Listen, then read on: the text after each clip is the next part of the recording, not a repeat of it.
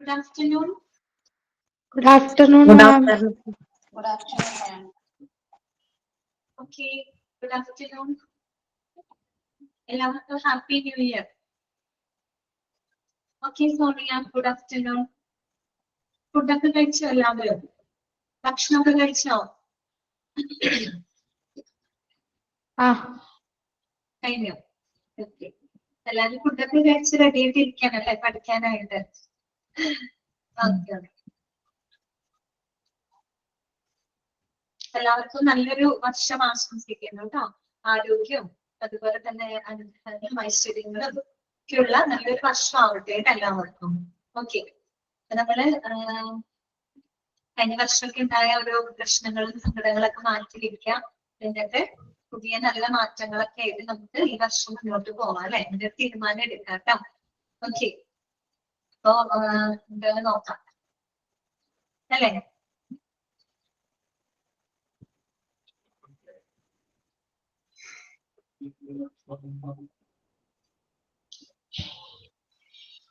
Okay, good afternoon. നമ്മള് കഴിഞ്ഞ ദിവസം നമ്മൾ പഠിച്ച ഡിപ്പാർട്ട്മെന്റുകൾ ഏതൊക്കെയായിരുന്നു? ഓങ്കോളജി പഠിച്ചു, ഒഫ്താൽമോളജി, പിന്നെ ഓർത്തോപീഡിക്സ്, പീഡിയാട്രിക്സ് ആൻഡ് നിയോനാറ്റോളജി അല്ലെ? ഇത് വരെയാണ് നമ്മള് കഴിഞ്ഞ ക്ലാസ്സിൽ പറഞ്ഞു നിർത്തിയത്. ഓക്കെ, എല്ലാവരും വായിച്ചൊക്കെ നോക്കിയോ? അത്രയും ഭാഗങ്ങൾ എല്ലാവർക്കും ക്ലിയർ ആണോ? ഓക്കെ അല്ലേ എല്ലാവർക്കും?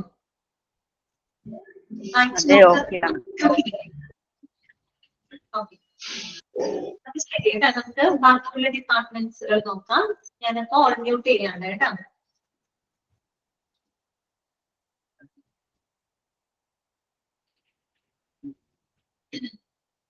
നെക്സ്റ്റ് നമുക്ക് നോക്കാനുള്ള ഡിപ്പാർട്ട്മെന്റ് എന്ന് പറഞ്ഞാല് സൈക്യാട്രി ഡിപ്പാർട്ട്മെന്റ് ആണ് കേട്ടോ. ഇതാണ് സൈക്യാട്രി ഡിപ്പാർട്ട്മെന്റ്. സൈക്യാട്രി ഡിപ്പാർട്ട്മെന്റ് എന്ന് പറയുന്നത് എല്ലാവർക്കും അറിയാവുന്ന ഒരു ഡിപ്പാർട്ട്മെന്റ് ആണ് അല്ലെ? എന്തുമായിട്ട് ബന്ധപ്പെട്ടതാണ്? മാനസികമായിട്ടുള്ള തകരാറുകള്, ഈ മാനസിക വൈകല്യങ്ങളൊക്കെ നേരിടുന്ന ആളുകൾക്ക് വേണ്ട ചികിത്സ അല്ലെ? ഇതെല്ലാം തന്നെ കൈകാര്യം ചെയ്യുന്ന ഡിപ്പാർട്ട്മെന്റ് ആണ് എന്ത്? സൈക്യാട്രി എന്ന് പറയുന്നത് അല്ലെ? ഓക്കെ, എല്ലാവർക്കും അറിയാവുന്ന ഡിപ്പാർട്ട്മെന്റ് ആണ്. അപ്പൊ നമുക്കതൊന്ന് വായിക്കാം. Psychiatry is the branch of medicine that deals with the diagnosis, treatment and prevention of emotional, behavioral or cognitive disturbance. അല്ലെ? എന്താണ് സൈക്യാട്രി എന്ന് പറഞ്ഞു കഴിഞ്ഞാൽ? ഇത് വൈകാരികമായിട്ടും അതുപോലെ തന്നെ ബിഹേവിയറലായിട്ട് അല്ലെ? നമ്മുടെ പെരുമാറ്റത്തിന് എന്തെങ്കിലും തകരാറുകളായിരിക്കാം. അതുപോലെ തന്നെ കോഗ്നിറ്റീവ് ആയിട്ടുള്ള ഡിസ്റ്റർബൻസ് അല്ലെ? കോഗ്നിറ്റീവ് ഫംഗ്ഷൻ എന്ന് പറഞ്ഞിട്ട് നമ്മൾ ന്യൂറോളജി പറഞ്ഞപ്പോ പറഞ്ഞതാണ്. നമ്മുടെ വൈജ്ഞാനികമായിട്ടുള്ള നമ്മുടെ ചിന്ത, നമ്മുടെ ഓർമ്മ അല്ലെ? അങ്ങനെ പലതും അത്തരത്തിൽ വരുന്ന അതിൽ വരുന്ന ഡിസ്റ്റർബൻസസുകള് ഇതെല്ലാം തന്നെ കൈകാര്യം ചെയ്യുന്ന അതിന്റെ ഡയഗ്നോസിസ്, ട്രീറ്റ്മെന്റുകള് ഇതെല്ലാം ഡീൽ ചെയ്യുന്ന ഒരു ബ്രാഞ്ച് ഓഫ് മെഡിസിൻ അല്ലെ? ഇതാണത് സൈക്യാട്രിക് ഡിപ്പാർട്ട്മെന്റ് ആണ് അല്ലെ? ഓക്കെ, പിന്നെ എന്താണ്?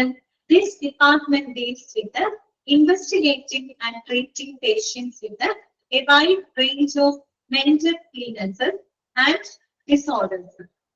അതുകൊണ്ട് തന്നെ ഈ ഒരു ഡിപ്പാർട്ട്മെന്റ് എന്ന് പറഞ്ഞാല് വിവിധ തരത്തിലുള്ള മാനസിക തകരാറുകള് അല്ലെങ്കിൽ മാനസികമായിട്ടുള്ള അസുഖങ്ങളൊക്കെ നേരിടുന്ന വിവിധ റേഞ്ച് ഓഫ് പേഷ്യൻസിന് ഇത് കൊടുക്കുന്നുണ്ട്, ട്രീറ്റ്മെന്റുകൾ പ്രൊവൈഡ് ചെയ്യുന്നുണ്ട്. ഇനി നമ്മൾ നോട്ട് ചെയ്യേണ്ടത് ഈ ഒരു ഡിപ്പാർട്ട്മെന്റ് പ്രൊവൈഡ് ചെയ്യുന്ന സർവീസസുകൾ എന്തൊക്കെയാണ്? ഓക്കെ, സം സർവീസസ് ഇൻക്ലൂഡ് എന്തൊക്കെയാണ് സേവനങ്ങള്? ഒന്നാമത്തത് പ്രൊവൈഡിങ് സൈക്കോ സോഷ്യൽ കൗൺസിലിംഗ്. അതാണ് പ്രൊവൈഡിങ് സൈക്കോ സോഷ്യൽ കൗൺസിലിംഗ് അല്ലെ? സൈക്കോ സോഷ്യൽ കൗൺസിലിംഗുകള് പ്രൊവൈഡ് ചെയ്യുക. എന്താണ് സൈക്കോ സോഷ്യൽ കൗൺസിലിംഗ് പ്രൊവൈഡ് ചെയ്യുക? നമ്മളവിടെ ശരിക്കും പറഞ്ഞ ഒരു വ്യക്തിയെ അല്ല നമ്മളവിടെ ഫോക്കസ് ചെയ്യുന്നത്, ഒരു ഗ്രൂപ്പ് ഓഫ് ആളുകളെയാണ് അല്ലെ? ഒരു വ്യക്തിയല്ല, ഒരു വ്യക്തി ഉൾപ്പെടുന്ന ഒരു ഗ്രൂപ്പ് ഓഫ് പീപ്പിൾ അല്ലെ? ഒരു ഗ്രൂപ്പ് ഓഫ് ആളുകൾക്ക് എന്ത് കൊടുക്കാം? കൗൺസിലിംഗ് കൊടുക്കുക അല്ലെ? വ്യക്തികൾക്ക് ഇൻഡിവിജ്വൽ ആയിട്ട് കൊടുക്കുന്നുണ്ട്, അതിന് പുറമെ ഒരു പോപ്പുലേഷൻ ആവാം, ചിലപ്പോൾ ഒരു കൂട്ടം ആളുകളിലേക്ക് നമ്മൾ കൊടുക്കുന്ന ആ ഒരു കൗൺസിലിംഗ് അല്ലെ? അത്തരം സേവനങ്ങൾ കൊടുക്കുക. നമുക്കറിയാം നമ്മള് 2024 ആ ഒരു തുടക്ക സമയത്ത് നമ്മുടെ വയനാട് ജില്ലയില് അല്ലെ ചൂരൽമലയിൽ ഉരുൾപൊട്ടലൊക്കെ ഉണ്ടായ ഒരു സംഭവം ഉണ്ടായില്ലേ നമ്മുടെ കേരളത്തിൽ? വളരെ ഒരു എന്താ പറയാ ഈ ഒരു സംഭവമായിരുന്നു അല്ലെ?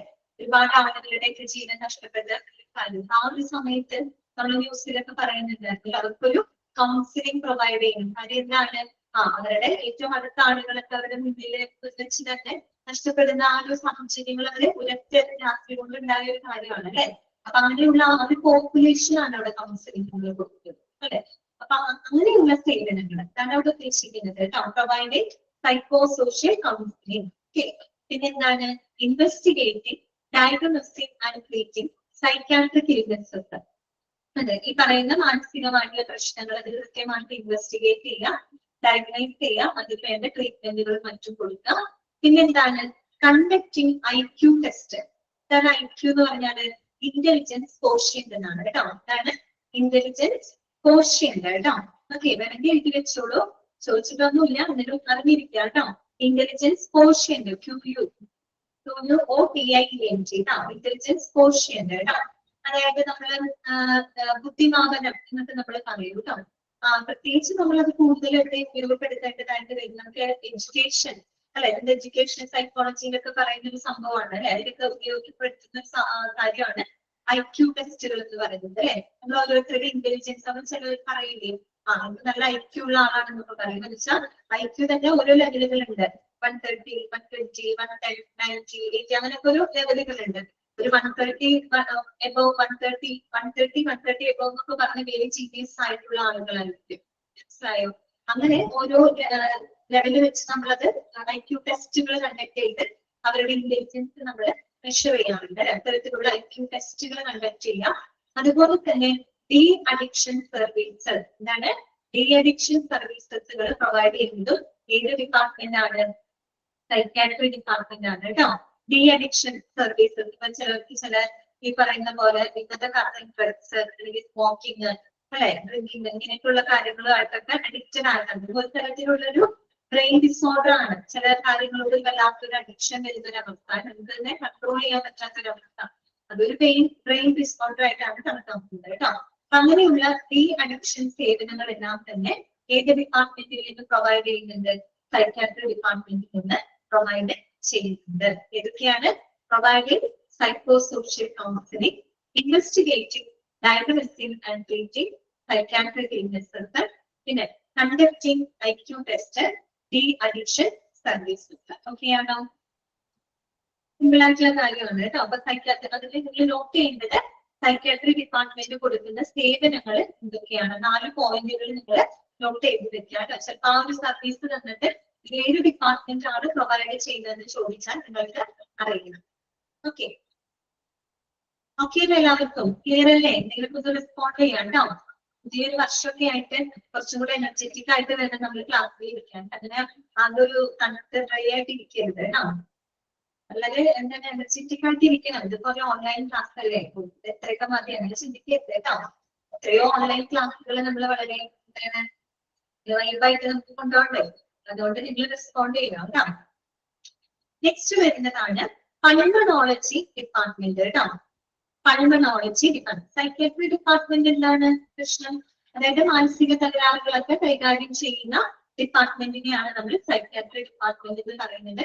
എന്തൊക്കെ സേവനങ്ങളാണ് പ്രൊവൈഡ് ചെയ്യുന്നത്? സൈക്കോ സോഷ്യൽ കൗൺസിലിംഗ് അല്ലെ, അതായത് ഒരു ഗ്രൂപ്പ് ഓഫ് ആളുകൾക്ക് കൗൺസിലിംഗ് കൊടുക്കുക. അതുപോലെ സൈക്കാട്രിക് ആയിട്ടുള്ള പ്രശ്നങ്ങൾ ഇൻവെസ്റ്റിഗേറ്റ് ചെയ്യുക, അത് ഡയഗ്നൈസ് ചെയ്യുക, അതിനുവേണ്ടി ട്രീറ്റ്മെന്റ് പ്രൊവൈഡ് ചെയ്യുക, IQ ടെസ്റ്റുകൾ കണ്ടക്ട് ചെയ്യുക, ഡി അഡിക്ഷൻ സേവനങ്ങൾ പ്രൊവൈഡ് ചെയ്യുക. ഓക്കെ, നെക്സ്റ്റ് വരുന്നതാണ് പൾമണോളജി ഡിപ്പാർട്ട്മെന്റ്. എന്താണ് പൾമണോളജി ഡിപ്പാർട്ട്മെന്റ്? എന്തുമായിട്ട് ബന്ധപ്പെട്ട ഡിപ്പാർട്ട്മെന്റ് ആയിരിക്കും? എന്തുമായിട്ട് ബന്ധപ്പെട്ടതാണ് പൾമണോളജി ഡിപ്പാർട്ട്മെന്റ്? അറിയാവുന്നൊരു മെസ്സേജ് ചെയ്തേ.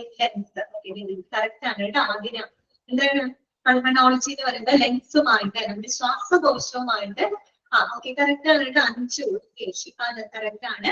നമ്മുടെ ശ്വാസകോശവുമായിട്ട് ബന്ധപ്പെട്ട പ്രശ്നങ്ങളെല്ലാം തന്നെ കൈകാര്യം ചെയ്യുന്ന വിഭാഗത്തിന് നമുക്ക് പൾമണോളജി എന്ന് പറയും. Okay, pulmonology is the medical specialty that deals with the diagnosis and treatment of diseases of the lungs or respiratory system. ചിലപ്പോൾ ലെക്സ് ആയിരിക്കും ചോദിക്കാം, അല്ലെങ്കിൽ നമ്മുടെ റെസ്പിറേറ്ററി സിസ്റ്റം, നമ്മുടെ ശ്വസന വ്യവസ്ഥയുമായിട്ട് ബന്ധപ്പെട്ട പ്രശ്നങ്ങൾ ഡയഗ്നൈസ് ചെയ്യാൻ ട്രീറ്റ്മെന്റ് കൊടുക്കുന്ന ആ ഒരു മെഡിക്കൽ സ്പെഷ്യാലിറ്റിയാണ് പൾമണോളജി എന്ന് പറയുന്നത്. It is also known as റെസ്പിറോളജി, respiratory medicine or chest medicine. അത് മൂന്നും അണ്ടർലൈൻ ചെയ്യാം കേട്ടോ. അതായത് പൾമണോളജി എന്ന് പറയുന്ന മറ്റു പേരുകൾ ഏതൊക്കെയാണ്? റെസ്പിറോളജി. ഇതൊക്കെയാണ് റെസ്പിറോളജി. അതുപോലെ തന്നെ റെസ്പിറേറ്ററി മെഡിസിൻ. റെസ്പിറേഷൻ എന്ന് പറഞ്ഞാൽ എന്താണ്? ശ്വസനമാണ് ഉദ്ദേശിക്കുന്നത് കേട്ടോ. അപ്പൊ ആ മൂന്ന് പേരുകളും നിങ്ങൾ നോട്ട് ചെയ്ത് കഴിഞ്ഞാൽ റെസ്പിറോളജി അല്ലെങ്കിൽ റെസ്പിറേറ്ററി മെഡിസിൻ, ചെസ്റ്റ് മെഡിസിൻ എന്നൊക്കെ നമുക്ക് അതിനെ പറയാറുണ്ട് കേട്ടോ. ഇനി എന്താണ്? It deals with common diseases like allergy, bronchitis, lung cancer etcetera. അപ്പോ ഈ ഒരു വിഭാഗം എന്ന് പറഞ്ഞാൽ നമ്മുടെ ശ്വാസകോശവുമായിട്ട് ബന്ധപ്പെട്ട അസുഖങ്ങൾ, പ്രത്യേകിച്ച് അലർജി, അതുപോലെ തന്നെ ബ്രോങ്കൈറ്റിസ്, ലങ് ക്യാൻസർ, അല്ലെ, ഇത്തരം പ്രശ്നങ്ങളെയൊക്കെ അവിടെ എന്ത് ചെയ്യുന്നുണ്ട്? കൈകാര്യം ചെയ്യുന്നുണ്ട് അല്ലെ. അലർജിക് പ്രോബ്ലംസ്, ഈ അലർജി മൂലം വരുന്ന സംഭവം തന്നെയാണ് ഈ ബ്രോങ്കൈറ്റിസ് എന്ന് പറയുന്നത് കേട്ടോ. എന്തെങ്കിലും അലർജീസ് നമ്മുടെ ശരീരത്തിൽ ചെല്ലുമ്പോൾ പിന്നീട് അത് നമ്മുടെ ശരീരം അതിനോട് റെസ്പോണ്ട് ചെയ്യാണ് അല്ലെ. അപ്പൊ അങ്ങനെ മ്യൂക്കസ് ഒക്കെ വന്ന് നിറഞ്ഞ് നമ്മുടെ ശ്വാസകോശത്തിന്റെ നാളത്തിലൊക്കെ കഫം കെട്ടിക്കിടന്ന് നമുക്കൊരു ബ്രീത്തിങ് ഡിഫിക്കൽറ്റി ഒക്കെ അനുഭവപ്പെടുന്ന, അല്ലെങ്കിൽ കഫമൊക്കെ വരാം അല്ലെ, ഭയങ്കരമായ ചുമയൊക്കെ അനുഭവപ്പെടുന്ന ആ ഒരു കണ്ടീഷൻ ആണ് ബ്രോങ്കൈറ്റിസ് എന്നൊക്കെ പറയുന്നതില്. ലങ് ക്യാൻസർ, ഇങ്ങനെയുള്ള പ്രശ്നങ്ങളെല്ലാം തന്നെ ഇവിടെ കൈകാര്യം ചെയ്യുന്നുണ്ട്. Pulmonologists are specially trained in disease and conditions of the chest, particularly pneumonia, asthma, tuberculosis, and complicated chest infection. അല്ലെ, അപ്പൊ നമുക്കറിയാം പൾമണോളജിസ്റ്റ് എന്ന് പറഞ്ഞാൽ എന്താണ്? സ്പെഷ്യലി ട്രെയിൻഡ് ആയിട്ടുള്ള ഡോക്ടേഴ്സ് ആണ് അല്ലെ. ഇതിൽ സ്പെഷ്യലി ട്രെയിൻഡ് ആയിട്ടുള്ളതാണ് നമ്മുടെ ചെസ്റ്റ് അല്ലെങ്കിൽ നമ്മുടെ ലങ്സിനെ ബാധിക്കുന്ന അസുഖങ്ങള്, പ്രത്യേകിച്ച് ന്യൂമോണിയ അല്ലെ. ന്യൂമോണിയ ഏതിനെ ബാധിക്കുന്നത്? ശ്വാസകോശത്തിന്. അതുപോലെ ആസ്മ അല്ലെ, ആസ്മ, ട്യൂബർകുലോസിസ്, TB, ക്ഷയരോഗം അല്ലെ, TB. അതുപോലെ തന്നെ വളരെ കോംപ്ലിക്കേറ്റഡ് ആയിട്ടുള്ള ചെസ്റ്റ് ഇൻഫെക്ഷൻസ്, ഇങ്ങനെയുള്ള കണ്ടീഷൻസുകളെല്ലാം തന്നെ ചികിത്സിക്കുന്നുണ്ട് സ്പെഷ്യലി ട്രെയിൻഡ് ആയിട്ടുള്ള ഡോക്ടേഴ്സിനെയാണ് നമ്മൾ പൾമണോളജിസ്റ്റ് എന്ന് പറയുന്നത്. ക്ലിയർ? ഓക്കെ അല്ലേ? നെക്സ്റ്റ് വിഭാഗമാണ് പ്ലാസ്റ്റിക് സർജറി. ഇതാണ് പ്ലാസ്റ്റിക് സർജറി. ഈ പ്ലാസ്റ്റിക് സർജറിയെ പറ്റി പറയുമ്പോൾ ഞാൻ ചോദിക്കട്ടെ, ഇതുപോലെ പ്ലാസ്റ്റിക് ആയിട്ട് വല്ല കണക്ഷൻ ഉണ്ടോ? പ്ലാസ്റ്റിക് സർജറിക്ക് ഉണ്ടോ? എന്താണെന്ന് തോന്നുന്നുണ്ടോ? പ്ലാസ്റ്റിക് ആയിട്ട് വല്ല കണക്ഷൻ ഉണ്ടോ? ഇല്ല അല്ലേ? ഓക്കെ. പ്ലാസ്റ്റിക് സർജറിയെ പറ്റി പറയുകയാണെങ്കിൽ നമ്മളുടെ ശരിക്കും ആദ്യം തന്നെ ആ വേർഡ് അതൊന്നും നമ്മൾ പറഞ്ഞിട്ടില്ല, നമുക്കത് അറിയേണ്ട കാര്യമില്ല. എങ്കിലും അതൊന്നും ക്വസ്റ്റ്യൻ ഒക്കെ ആയിട്ട് ചോദിക്കുന്നുണ്ടെങ്കിൽ അറിയാൻ വേണ്ടി പറയാണ്. നമ്മള് ഈ പ്ലാസ്റ്റിക് സർജറിയില് ഈ പ്ലാസ്റ്റിക് എന്ന് പറയുന്ന ഭാഗം പ്ലാസ്റ്റിക്കോസ് എന്ന് പറയുന്ന ഒരു ഗ്രീക്ക് വേർഡിൽ നിന്നാണ് ഒറിജിനേറ്റ് ചെയ്ത് വന്നത് കേട്ടോ. പ്ലാസ്റ്റിക്കോസ് എന്ന് പറയുന്ന ഒരു ഗ്രീക്ക് വേർഡിൽ നിന്നാണ് ഈ ഒരു ടേം ഒറിജിനേറ്റ് ചെയ്ത് വന്നത് കേട്ടോ. പ്ലാസ്റ്റിക് അതിന്റെ അർത്ഥം എന്താണെന്നറിയോ? പ്ലാസ്റ്റിക്കോസ് എന്ന് പറയുന്ന ആ ഗ്രീക്ക് വേർഡിന്റെ മീനിങ് ടു മോൾഡ് എന്നാണ് അർത്ഥം. ടു മോൾഡ്, മോൾഡ് ചെയ്യാം. MOULD, mould. മോൾഡ് ചെയ്തെടുക്കുക എന്ന് പറഞ്ഞാൽ നമ്മൾ പറയുന്നത് രൂപപ്പെടുത്തിയെടുക്കാം, രൂപാന്തരപ്പെടുത്തിയെടുക്കാം. അതാണ് മോൾഡ് എന്നുള്ള വാക്കിന്റെ അർത്ഥം കേട്ടോ. അപ്പൊ അങ്ങനെയുള്ള പ്ലാസ്റ്റിക്കോസ് എന്ന ഗ്രീക്ക് വേർഡിൽ നിന്നാണ് ഈ ഒരു പ്ലാസ്റ്റിക് എന്ന വാക്ക് ഒറിജിനേറ്റ് ചെയ്ത് വന്നത് കേട്ടോ. ഇത് ശരിക്കും പറഞ്ഞു കഴിഞ്ഞാൽ ശസ്ത്രക്രിയാ വിഭാഗത്തിൽ പെടുന്ന ഒരു സൂപ്പർ സ്പെഷ്യാലിറ്റി ആണ് ഇത് പ്ലാസ്റ്റിക് സർജറി എന്ന് പറയുന്നത്. ഓക്കെ, പ്ലാസ്റ്റിക് സർജറി എന്ന് പറഞ്ഞാൽ ശസ്ത്രക്രിയാ വിഭാഗത്തിൽ തന്നെ സൂപ്പർ സ്പെഷ്യാലിറ്റി ആണ് എന്ത്? Plastic surgery. ഓക്കെ, ഇനി പ്രധാനമായിട്ടും നമ്മൾ എന്തുകൊണ്ടാണ് പേര് വരാൻ കാരണം എന്താണെന്ന് വെച്ചാൽ നമ്മുടെ ശരീരത്തിന് ആവശ്യമായിട്ടുള്ള പോഷകങ്ങളെ അതെന്ത് ചെയ്യാണ്? അതിന്റെ ആ ഒരു ശരീരത്തിന് ആവശ്യമായിട്ടുള്ള പോഷകങ്ങളെ നമ്മൾ എന്ത് ചെയ്യുന്നു? അതിന്റെ ആ ഒരു ഫംഗ്ഷനും അതുപോലെ ആവശ്യമായിട്ടുള്ള സ്ഥലത്തേക്ക് അതിന്റെ ഒരു ഫംഗ്ഷനും അതിന്റെ ഒരു ഷേപ്പും ഒക്കെ റീക്രിയേറ്റ് ചെയ്യുന്നതിന് വേണ്ടിയിട്ട് എത്തിക്കുന്നുണ്ട് നമ്മൾ. അതിന് വേണ്ടി അതുകൊണ്ടാണ് ഇതിന്റെ പേര് പ്ലാസ്റ്റിക് സർജറി എന്ന് പറയുന്നത് കേട്ടോ.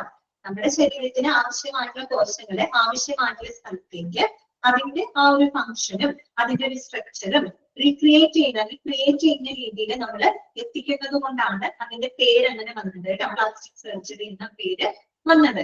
ഓക്കെ, അപ്പോ അതുകൊണ്ടാണ് മനസ്സിലായല്ലോ പ്ലാസ്റ്റിക് സർജറി പേര് അങ്ങനെയാണ് വന്നിരിക്കുന്നത് കേട്ടോ. പ്രത്യേകിച്ച് നമ്മള് ഈ പ്ലാസ്റ്റിക് സർജറിയെ പറ്റി പറയുമ്പോൾ രണ്ട് വിഭാഗമുണ്ട് കേട്ടോ. രണ്ട് വിഭാഗമാണ് അതിനകത്ത് വരുന്നത്. ഒന്ന് വന്നിട്ട് റീകൺസ്ട്രക്റ്റീവ് പ്ലാസ്റ്റിക് സർജറിയാണ് കേട്ടോ. രണ്ടാമത്തേത് ഇതിന്റെ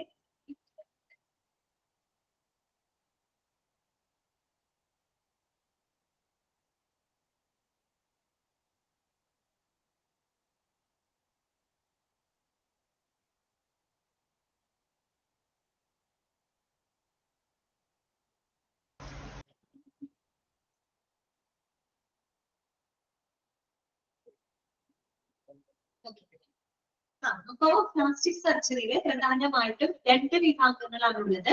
റീകൺസ്ട്രക്റ്റീവ് പ്ലാസ്റ്റിക് സർജറി, അതുപോലെ തന്നെ കോസ്മെറ്റിക് സർജറി. അതോട് പറയുന്നുണ്ട് കേട്ടോ. നമുക്ക് ജസ്റ്റ് അതൊന്ന് വായിക്കാം. It is A surgical speciality in medicine that focuses on surgical repair of defects of form. അല്ല, ഫോം എന്ന് വെച്ചാൽ അതിന്റെ ഷേപ്പാണ്. ആ ഷേപ്പിന് വരുന്ന ഡിഫക്റ്റുകള്, അതുപോലെ തന്നെ or function of any of the human body. നേരത്തെ പറഞ്ഞല്ലോ, നമ്മുടെ ശരീരത്തിന് ആവശ്യമായിട്ടുള്ള കോശങ്ങളെ ആവശ്യമായിട്ടുള്ള സ്ഥലത്തേക്ക് അതിന്റെ ഷേപ്പും അതിന്റെ ഫങ്ഷനും ക്രിയേറ്റ് ചെയ്യുന്നതിന് വേണ്ടിയിട്ട് നമ്മൾ എത്തിക്കുന്നത് കൊണ്ടാണ് അതിന് ആ പേര് പറയുന്നത്.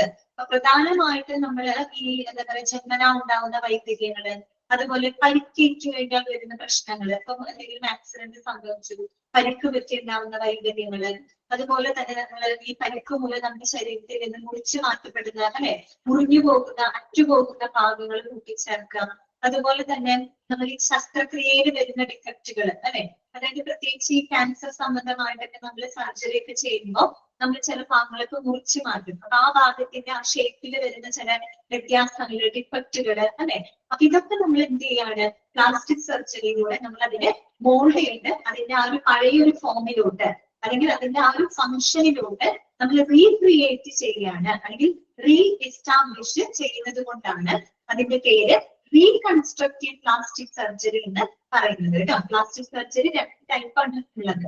റീകൺസ്ട്രക്റ്റീവ് ഉണ്ട്, കോസ്മെറ്റിക് ഉണ്ട്. നമ്മൾ പറയുന്നത് റീകൺസ്ട്രക്റ്റീവ് പ്ലാസ്റ്റിക്. റീകൺസ്ട്രക്ട് എന്ന് വെച്ചാൽ പുനർനിർമ്മിക്കാനുള്ള അർത്ഥമാണ്. മനസ്സിലായില്ലേ? അപ്പൊ ജന്മനാ ഉണ്ടാകുന്ന വൈകല്യങ്ങളാവാം, അതുപോലെ പരിക്ക് പറ്റിയുണ്ടാകുന്ന വൈകല്യങ്ങളായിരിക്കാം, പരിക്ക് മൂലം നമ്മുടെ ശരീരത്തിൽ നിന്ന് മുറിച്ചു മാറ്റപ്പെടുന്ന ഭാഗങ്ങൾ കൂട്ടിച്ചേർക്കാം, അതുപോലെ പൊള്ളല് വരികയെ പൊള്ളലേറ്റതിന് ശേഷം വരുന്ന ആ ഒരു ഷേപ്പില് വരുന്ന ഫംഗ്ഷനിൽ വരുന്ന ഡിഫക്റ്റുകള് അല്ലെ. അപ്പൊ നമ്മൾ ഈ മുറിച്ചു മാറ്റപ്പെട്ട ഭാഗങ്ങളൊക്കെ തിരിച്ച് അതിന്റെ പഴയ പൊസിഷനിലേക്ക് കൂട്ടിച്ചേർക്കുന്നത്. അതായത് കൂട്ടിച്ചേർക്കാൻ പറയുമ്പോൾ ഈസി ആയിട്ടുള്ള കാര്യമല്ലാണ്ടോ, അതിനകത്ത് എല്ലാം കൂട്ടിച്ചേർക്കണം. അതെ, സ്കിന്ന്, അതിന്റെ ബ്ലഡ് വെസൽസ്, വെയിനുകള് അല്ലെ, ഇങ്ങനെയുള്ളതെല്ലാം തന്നെ ആ ഒരു പഴയ പൊസിഷനിലേക്ക് കൂട്ടിച്ചേർക്കുക. ഇത്തരത്തിലുള്ള കാര്യങ്ങളൊക്കെയാണ് റീകൺസ്ട്രക്ട്. അപ്പൊ നമ്മൾ ആ പഴയ ഫോമിനെ റീകൺസ്ട്രക്ട് ചെയ്യാണ്, റീക്രിയേറ്റ് ചെയ്യാണ് കേട്ടോ. So it is called reconstructive plastic surgery. Okay, അപ്പൊ നോക്കൂ, നമ്മളോട് പറഞ്ഞത് focuses on surgical repair of defects of form, അതായത് ഷേപ്പിൽ വരുന്ന ഡിഫക്റ്റുകള്, ഓർ ഫംഗ്ഷൻ അല്ലെ, ഫംഗ്ഷനിൽ വരുന്ന ഡിഫക്റ്റുകളിലൊക്കെ ഫോക്കസ് ചെയ്യുന്ന ഒരു എന്താണ് ശസ്ത്രക്രിയാ വിഭാഗമാണ് പ്ലാസ്റ്റിക് സർജറി എന്ന് പറയുന്നത്. And this specialty is further classified into 2 subspecialties, that is reconstructive plastic surgery and cosmetic surgery. Note ചെയ്ത് വെക്കാം കേട്ടോ. Reconstructive plastic surgery corrects structural and functional defect. കണ്ടോ, സ്ട്രക്ചറിൽ വരുന്ന അല്ലെങ്കിൽ ഫംഗ്ഷനിൽ വരുന്ന ഡിഫക്റ്റുകളെ കറക്റ്റ് ചെയ്യുന്ന പ്ലാസ്റ്റിക് സർജറിനെയാണ് നമ്മുടെ റീകൺസ്ട്രക്റ്റീവ് പ്ലാസ്റ്റിക് സർജറി എന്ന് പറയുന്നത്. ഓക്കെ, രണ്ടാമത്തെ എന്താണ്, കോസ്മെറ്റിക് സർജറി അല്ലെ. കോസ്മെറ്റിക് സർജറി എന്ന് പറഞ്ഞാൽ എന്താണ്, it enhances the appearance of the body through medical and surgical procedures അല്ലെ. അതായത് പ്രധാനമായിട്ട് നമ്മുടെ ശരീരത്തിൽ ഉണ്ടാകുന്ന അഭംഗി കുറയ്ക്കാൻ വേണ്ടിയിട്ട്, ഭംഗി കൂട്ടത്തിന് വേണ്ടിയിട്ട് ചെയ്യുന്ന ആ ഒരു സർജറിനെയാണ് നമ്മുടെ കോസ്മെറ്റിക് സർജറി. പ്രത്യേകിച്ച് ഈ സിനിമ ഫീൽഡിലൊക്കെയുള്ള ആളുകൾ അല്ലെ, സിനിമ നടന്മാരും നടിമാരിലൊക്കെ എന്ത് ചെയ്യുന്നുണ്ട്, കോസ്മെറ്റിക് സർജറികളൊക്കെ ചെയ്യുന്നുണ്ട് അല്ലെ. അപ്പൊ ഇന്നത്തെ കാലത്ത് അത് വളരെ കോമൺ ആയിട്ടുള്ള ഒന്നാണ് കോസ്മെറ്റിക് സർജറി എന്നൊക്കെ പറയുന്നത് അല്ലെ. ഒത്തിരി കാര്യങ്ങൾ നമുക്ക് ചെയ്യാം. നമ്മുടെ ഹെഡ് ടു ഫുട്ട് വരെ എന്ത് ചെയ്യാം, കോസ്മെറ്റിക് സർജറി ചെയ്യാവുന്നതാണ് കേട്ടോ. കുറെയൊക്കെ നിങ്ങൾ കേട്ടിട്ടുണ്ടാകും, ഇപ്പൊ സോഷ്യൽ മീഡിയയിലൊക്കെ ഇഷ്ടംപോലെ നമ്മൾ കാണുന്നതാണ് അല്ലെ. അതുപോലെ നമ്മുടെ മൂക്കിന്റെ ഷേപ്പ് മാറ്റുക അല്ലെ, നോസിന്റെ ഷേപ്പ് മാറ്റുക, അതുപോലെ നമ്മുടെ കൺട്രോളർ ഉയർത്താം, പാറോപ്ലാസ്റ്റി എന്നൊക്കെ പറയും. അതുപോലെ കണ്ണിന് ചുറ്റുമുള്ള ആ ഒരു ഹെയർ പാക്ക് ഒക്കെ എടുത്ത് കളയുക, ഓക്കെ, അങ്ങനെയുള്ളതുണ്ട്. അതുപോലെ തന്നെ ബ്രസ്റ്റിൽ നടത്തുന്ന കോസ്മെറ്റിക് സർജറീസ് ഉണ്ട്, വയറ് കുറയ്ക്കുക, ടമ്മി ടക്കർ എന്നൊക്കെ പറയുന്ന സർജറികളുണ്ട്. അപ്പൊ ഇതൊക്കെ എന്താണ്, ഹെഡ് ടു ഫുട്ട് വരെ എന്ത് ചെയ്യാം, കോസ്മെറ്റിക് സർജറി ഇന്ന് നടക്കുന്നുണ്ട് അല്ലെ. എന്തിനു വേണ്ടിയിട്ടാണ്, enhance appearance of body through medical and surgical procedures. Medical surgical procedures-ലൂടെ നമ്മുടെ ബോഡിയുടെ അപ്പിയറൻസ് അല്ലെങ്കിൽ ബോഡിയുടെ ഭംഗി കൂട്ടുന്നതിന് വേണ്ടി നടത്തുന്ന ടൈപ്പ് ഓഫ് പ്ലാസ്റ്റിക് സർജറി നമുക്ക് കോസ്മെറ്റിക് സർജറി എന്ന് പറയാം. ഓക്കെ, ക്ലിയർ ആയോ? രണ്ടെണ്ണുണ്ട് കേട്ടോ, റീകൺസ്ട്രക്റ്റീവും പഠിക്കാം, കോസ്മെറ്റിക് സർജറി പഠിക്കാം. ഇനി നമുക്ക് പഠിക്കാൻ ലാസ്റ്റ് ഫൈനൽ മെഡിക്കൽ ഡിപ്പാർട്ട്മെന്റ് എന്ന് പറയുന്നത് യൂറോളജി ആൻഡ് ആൻഡ്രോളജി ഉണ്ട് കേട്ടോ. ഇതാണ് യൂറോളജി ആൻഡ് ആൻഡ്രോളജി ഡിപ്പാർട്ട്മെന്റ്. രണ്ടും ഒരുമിച്ചിട്ടാണ് അവിടെ പറഞ്ഞിരിക്കുന്നത് കേട്ടോ. ആ പേര് കേൾക്കുമ്പോൾ തന്നെ നിങ്ങൾക്കറിയാം യൂറോളജി എന്ന് പറയുന്നത് എന്തായിരിക്കും? നമ്മുടെ യൂറിനറി ട്രാക്ട് സിസ്റ്റവുമായിട്ട്, നമ്മുടെ യൂറിനറി സിസ്റ്റവുമായിട്ട് ബന്ധപ്പെട്ട പ്രശ്നങ്ങൾ കൈകാര്യം ചെയ്യുന്ന വിഭാഗമാണ് യൂറോളജി എന്ന് പറയുന്നത്. Okay, then what is andrology?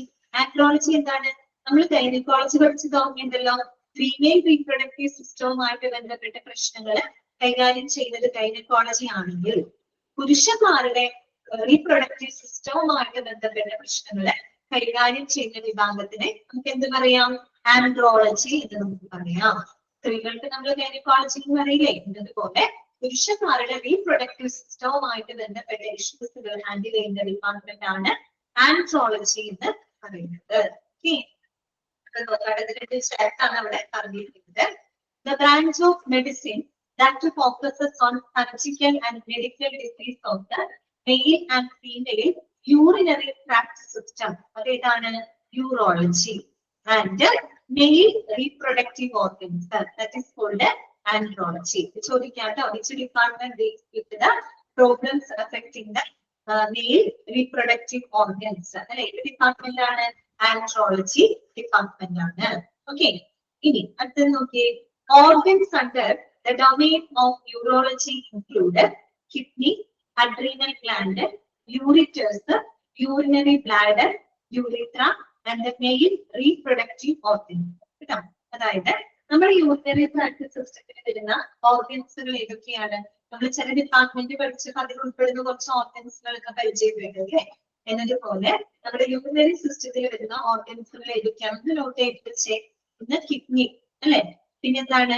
Adrenal gland. Adrenal gland എവിടെയാണ് നമ്മൾ പറഞ്ഞത്? നമ്മുടെ കിഡ്നിയുടെ മുകളിലായിട്ട് ഒരു ക്യാപ്പ് പോലെയുള്ള ഒരു സ്ട്രക്ചർ ഉണ്ട് കേട്ടോ. അതാണ് എന്ത്? അഡ്രീനൽ ഗ്ലാൻഡ് എന്ന് പറയുന്നത് അല്ലെ. ഇതിവിടെ നമ്മൾ പഠിച്ചിട്ടുണ്ട്, എൻഡോക്രൈൻ സിസ്റ്റത്തിനകത്ത് പറഞ്ഞിട്ടുണ്ട് കേട്ടോ. പിന്നെ വരുന്നത് യൂറിറ്റേഴ്സ്, യൂറിനറി ബ്ലാഡർ, യൂറിത്ര, ഇത്രയും ഭാഗങ്ങളാണ് ഒരു യൂറിനറി ട്രാക്ട് സിസ്റ്റത്തിനകത്ത് വരുന്നത്. ആൻഡ്രോളജി വിഭാഗത്തിൽ എന്ത് വരുന്നു? Mail reproductive organs. അപ്പൊ ഞാൻ ആ പിക്ചർ ജസ്റ്റ് നിങ്ങൾക്ക് കാണിച്ചു തരാം കേട്ടോ, നിങ്ങൾക്കത് മനസ്സിലാക്കാൻ പറ്റും.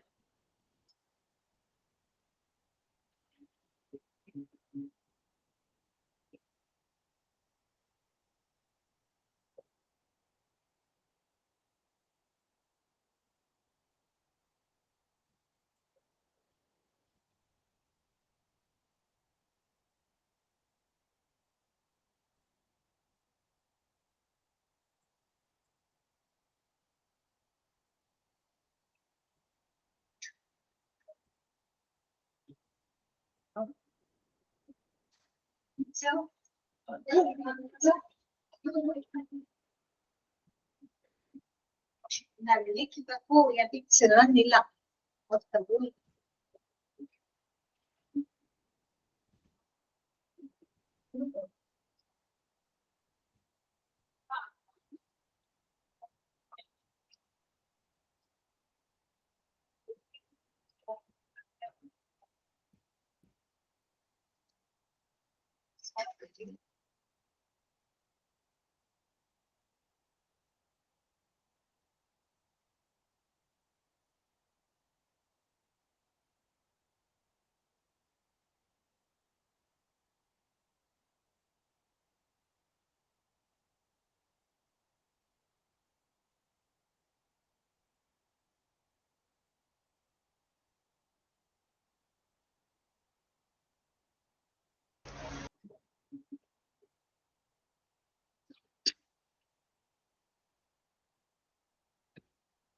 ഓക്കെ, കാണാൻ പറ്റുന്നുണ്ടോ?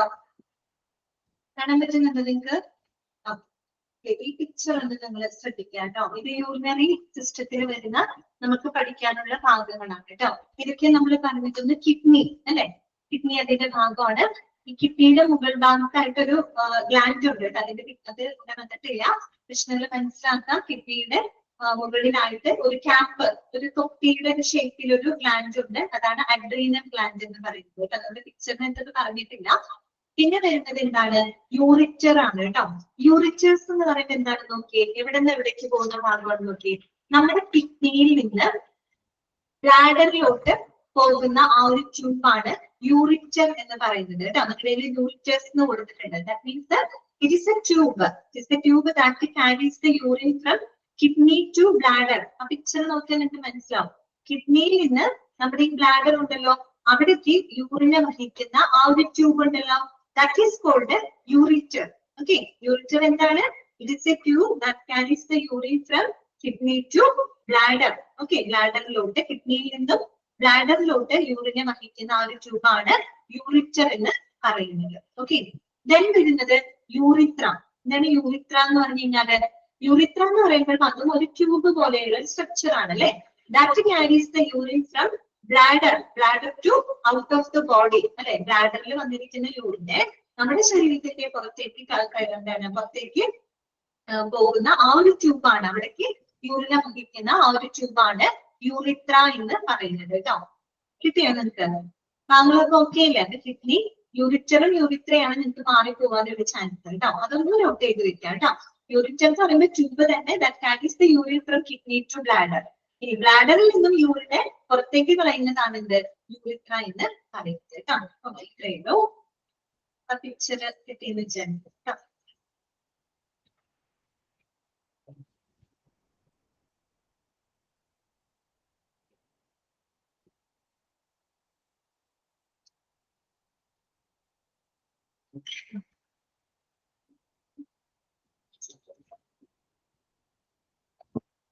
ഒരു minute.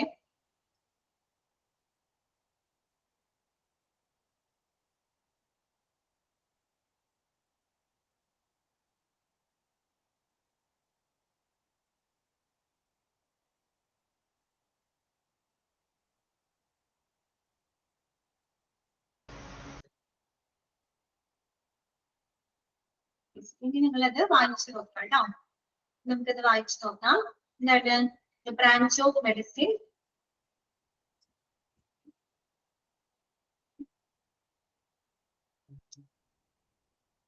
The branch of medicine that its organs under the domain of urology that include ഇതൊക്കെ ഭാഗങ്ങളാണ് കിഡ്നി, അതുപോലെ തന്നെ adrenal glands, ureters, urinary bladder, urethra. ഇത്രയും ഭാഗങ്ങളാണ് നമ്മുടെ യൂറിനറി ട്രാക്ട് സിസ്റ്റവുമായിട്ട് ബന്ധപ്പെട്ട് വരുന്നത്. പ്ലസ് എന്താണ്? Mail reproductive organs. ആദ്യം നമ്മൾ ആൻഡ്രോളജിയെ പറ്റി പറഞ്ഞു അല്ലെ. അപ്പൊ മെയിൽ റീപ്രൊഡക്റ്റീവ് ഓർഗൻസുകൾ ഏത് വിഭാഗത്തിൽ പെടുന്നു? ആൻഡ്രോളജി വിഭാഗത്തിനകത്ത് പെടുന്നു. ഓക്കെ, ഇനി നോക്കാം കേട്ടോ. Urology combines with the management of medical conditions such as urinary tract infections and with the management of surgical conditions such as bladder or prostate cancer, kidney stones, congenital abnormalities, traumatic injury, etc. കിട്ടിയോ? Screen കാണുന്നില്ലേ നിങ്ങൾക്ക്? Screen okay അല്ലേ?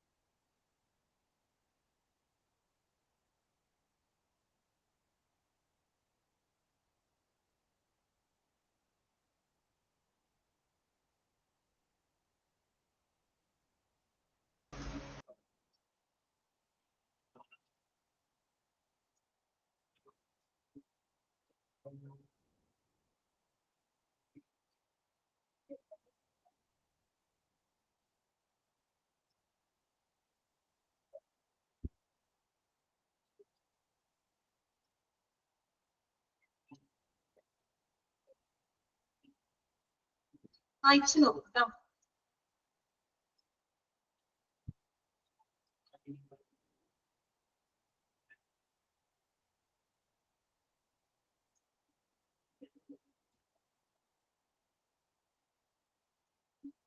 അപ്പൊ ആ ഭാഗങ്ങൾ നിങ്ങൾ കൃത്യമായിട്ട് പഠിച്ചു വെക്കുക കേട്ടോ. യൂറിനറി ട്രാക്ട് സിസ്റ്റത്തിൽ വരുന്ന ഭാഗങ്ങളൊക്കെ നോക്കി വെക്കാം. ഇനി എന്താ നമ്മൾ പറയുന്നത്? male reproductive organs. Urology combines the management of medical conditions such as urinary tract infections and with the management of surgical conditions such as bladder or prostate cancer, kidney stones, congenital abnormalities, traumatic injury, etc. അതായത് നമ്മൾ ഈ പറയുന്ന urology എന്ന് പറഞ്ഞു കഴിഞ്ഞാൽ എന്തൊക്കെ കാര്യങ്ങൾ എന്തൊക്കെ സേവനങ്ങളെയാണ് അതിലൂടെ കമ്പൈൻ ചെയ്യുന്നത്? ഒന്ന്, നമ്മൾ ഈ പറയുന്ന യൂറിനറി ട്രാക്ട് ഇൻഫെക്ഷൻസ് പോലെയുള്ള മെഡിക്കൽ കണ്ടീഷൻസിനെയും അതുപോലെ തന്നെ നമ്മുടെ ബ്ലാഡർ, പ്രോസ്ട്രേറ്റ് എന്നൊക്കെ പറഞ്ഞു കഴിഞ്ഞാല് ഈ പറയുന്ന എന്താണ് പുരുഷന്മാരുടെ റീപ്രൊഡക്റ്റീവ് ഓർഗൻ ആണ് കേട്ടോ. ഈ പറയുന്ന ആ ഒരു ഭാഗമാണ് prostate.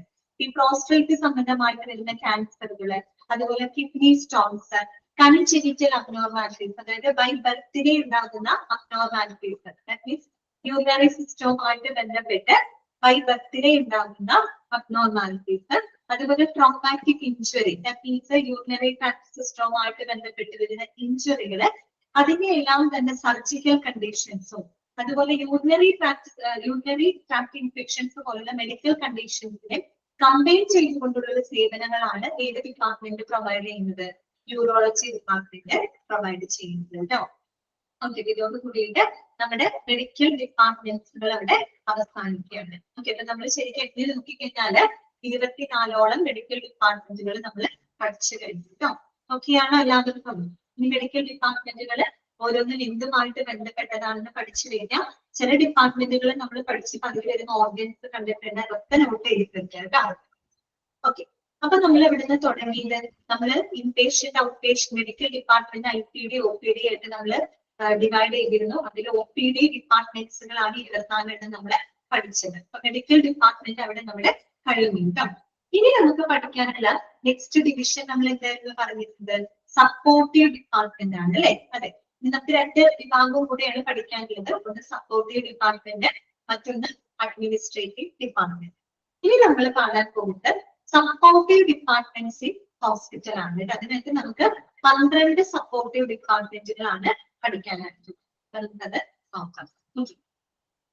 Supportive departments in hospital ഏതൊക്കെയാണ് സപ്പോർട്ടീവ് ഡിപ്പാർട്ട്മെന്റ്സിൽ വരുന്നത്? Clinical laboratories, radio diagnostic services, central sterile supply department അഥവാ CSHD, അതുപോലെ തന്നെ hospital pharmacy, medical records department, house keeping department, dietary service department, IT and communication, medical social service, physiotherapy, medical maintenance and engineering, then purchasing department അഥവാ material management department. ഇത്രയുമാണ് നമ്മൾ supportive departments പഠിക്കുന്നത് കേട്ടോ. അപ്പൊ നിങ്ങളുടെ ക്വസ്റ്റ്യൻസിലെ medical department ഏതാണ്, supportive department ഏതാണ്, administrative department ഏതാണെന്നൊക്കെ തിരിച്ചൊക്കെ ചോദിക്കും കേട്ടോ. അപ്പൊ നിങ്ങൾക്ക് അറിയണം. അപ്പൊ നമുക്ക് ആദ്യത്തെ ആളെ നോക്കാം. First one clinical laboratories. Lab എന്താന്നുള്ളത് നമുക്കറിയാം അല്ലെ? നമ്മുടെ ലബോറട്ടറി സർവീസ് എന്ന് പറഞ്ഞിട്ട് ചാപ്റ്റർ തന്നെ നിങ്ങൾക്ക് പഠിക്കാനായിട്ടുണ്ട് കേട്ടോ. അപ്പൊ നോക്കാം, clinical laboratories.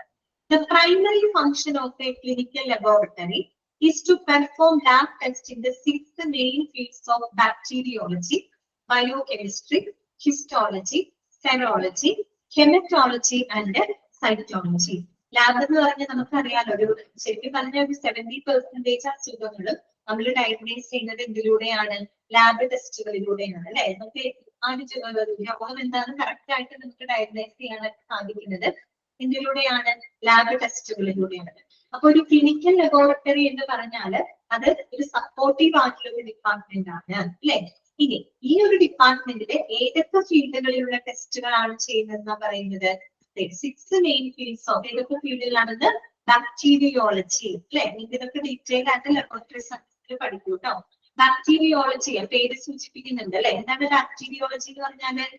Study of bacterias that causing diseases അല്ലെ? നമുക്ക് അസുഖങ്ങൾക്ക് കാരണമാകുന്ന ബാക്ടീരിയകളെ കുറിച്ചുള്ള ഒരു പഠനമാണ് ബാക്ടീരിയോളജി അല്ലെ? ലാബ് എന്ന് പറയുമ്പോൾ ബാക്ടീരിയോളജി വരുന്നുണ്ട്, അതുപോലെ വൈറോളജി ഉണ്ട്, മൈക്കോളജി ഉണ്ട്, അങ്ങനെ ഓരോ വിഭാഗങ്ങളുണ്ട് കേട്ടോ. ഇതിനകത്ത് ഏതൊക്കെ ഫീൽഡുകളാണെന്ന്? ബാക്ടീരിയോളജി. രണ്ടാമത്തെ എന്താണ് പറയുന്നത്? ബയോകെമിസ്ട്രി അല്ലെ? ബയോകെമിസ്ട്രി കേൾക്കുമ്പോൾ ഒരു ബയോളജി കെമിസ്ട്രി അതിന്റെ കോമ്പിനേഷൻ വരുന്നുണ്ട് അല്ലെ? എന്ന് പറഞ്ഞാല് it is the study of chemical processes in A living organism. ഇതാണ് ബയോകെമിസ്ട്രി എന്ന് പറയുന്നത് കേട്ടോ. ഇതാണ് study of chemical processes in A living organism. അതായത് നമ്മുടെ മനുഷ്യരെ പോലെയുള്ള ലിവിംഗ് ഓർഗാനിസം നമ്മുടെ ശരീരത്തിലൊക്കെ നടക്കുന്ന ധാരാളം കെമിക്കൽ പ്രോസസ്സുകൾ ഉണ്ട്. നമ്മുടെ ശരീരത്തിൽ ഒരുപാട് മെറ്റാബോളിക് ആക്ടിവിറ്റീസ് നടക്കുന്നുണ്ട്. പ്രത്യേകിച്ച് എൻസൈമുകളുടെ റിയാക്ഷൻസ്, ഹോർമോണുകള്, ഇതൊക്കെ എന്താണ്, ഇതൊക്കെ നമ്മുടെ ശരീരത്തിൽ നടക്കുന്ന കെമിക്കൽ റിയാക്ഷൻസ് അല്ലെങ്കിൽ കെമിക്കൽ പ്രോസസ്സുകളാണ് അല്ലെ. ഹോർമോണൽ ആക്ടിവിറ്റികൾ ഉണ്ട്, എൻസൈമാറ്റിക് ആക്ടിവിറ്റികളൊക്കെ നമ്മുടെ ശരീരത്തിനകത്ത് നടക്കുന്നുണ്ട് അല്ലെ. അപ്പൊ അതിനെ കുറിച്ചുള്ള ഒരു വിഭാഗം അല്ലെങ്കിൽ ഒരു പഠനമാണ് ബയോകെമിസ്ട്രി എന്ന് പറയുന്നത്. ദാറ്റ് മീൻസ് കെമിക്കൽ പ്രോസസ്സസ്, ഹോർമോണുകള് അല്ലെങ്കിൽ ബയോമോളിക്യൂൾസുകള്, പ്രോട്ടീൻസുകള്, എൻസൈംസുകള്, ഇതിന്റെയൊക്കെ ആ ഒരു പ്രവർത്തനത്തെ കുറിച്ചുള്ള ഒരു വിഭാഗം, ആ ഒരു പഠനമാണ് ബയോകെമിസ്ട്രി എന്ന് പറയുന്നത് കേട്ടോ. പിന്നെ അടുത്തത് എന്താണ്? ഹിസ്റ്റോളജി. എന്താണ് ഹിസ്റ്റോളജി എന്ന് പറഞ്ഞു കഴിഞ്ഞാല് സ്റ്റഡി ഓഫ് ടിഷ്യൂസ് ആണ് കേട്ടോ. എന്താണ്? Study of tissues. എന്താണ് ടിഷ്യൂ എന്ന് പറഞ്ഞു കഴിഞ്ഞാല് നമുക്കറിയാം, നമ്മൾ ചെറിയ ക്ലാസ്സുകളിലൊക്കെ പഠിക്കുന്നുണ്ട് അല്ലെ. മനുഷ്യ ശരീര കോശങ്ങളാൽ നിർമ്മിതമാണെന്നൊക്കെ നമ്മൾ ചെറിയ ക്ലാസ്സിലൊക്കെ നമ്മൾ പഠിക്കുന്നുണ്ട് അല്ലെ. നമ്മുടെ ഹ്യൂമൻ ബോഡി അല്ലെ ഇതുകൊണ്ട് നിർമ്മിതമാണ് കോശം, സെൽ എന്ന് പറയും അല്ലെ. ഈ സെല്ലുകൾ കൂടി ചേർന്നിട്ടാണ് ഒരു ടിഷ്യൂ ഫോം ചെയ്യുന്നത് അല്ലെ. സെല്ലുകള്, ഈ കോശങ്ങൾ കൂടി ചേർന്നിട്ടാണ് എന്ത് ഫോം ചെയ്യുന്നത്? ടിഷ്യൂ ഫോം ചെയ്യുന്നത്. ആ ടിഷ്യൂസിനെ കുറിച്ചുള്ള ഒരു പഠനമാണ് ഹിസ്റ്റോളജി എന്ന് പറയുന്നത്.